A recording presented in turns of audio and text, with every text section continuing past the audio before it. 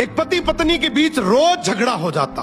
पति दिन भर बाहर मेहनत करके घर आता, पत्नी से किसी न किसी बात पर झगड़ा हो ही जाता। रोज रोज के झगड़े से पति तंग आ गया। एक दिन उसने अपनी पत्नी को प्यार से समझाया कि तू रोज मुझसे लड़ा मत कर। तो पत्नी बोली, क्या करूं, मुझे गुस्सा आ जाता है, मैं अपने गुस्से को कंट्रोल नहीं कर पाती हूं। पति ने तरकीब लगाई, कुछ कीलें लाकर अपनी पत्नी को दी और बोला, तुझे जब जब गुस्सा आए इसमें से एक कील इस दीवार पे ठोक देना। अब शुरू में पत्नी ने वैसा ही किया। जब उसको गुस्सा आता वो दीवार पे एक कील ठोक देती। फिर उसे एहसास हुआ कि कील ठोकना आसान काम नहीं है, तो वो कोशिश करने लगी अपने गुस्से को काबू करने की। धीरे धीरे कोशिश करते करते उसने अपने गुस्से पर काबू करना सीख लिया।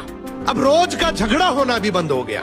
फिर एक दिन पति ने कहा कि अब जब भी लगे कि गुस्सा शांत हो गया है तो दीवार में से एक एक करके कील निकाल देना। पत्नी ने फिर वैसा ही किया। जब उसे लगता कि उसका गुस्सा शांत हो गया है, वो अपने गुस्से को कंट्रोल कर पा रही है, तो वो दीवार में से एक कील को हटा देती।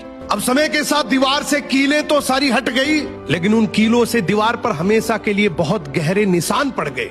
अब उस पति ने अपनी पत्नी को जो समझाया वो हमारी जिंदगी में बहुत काम आएगा।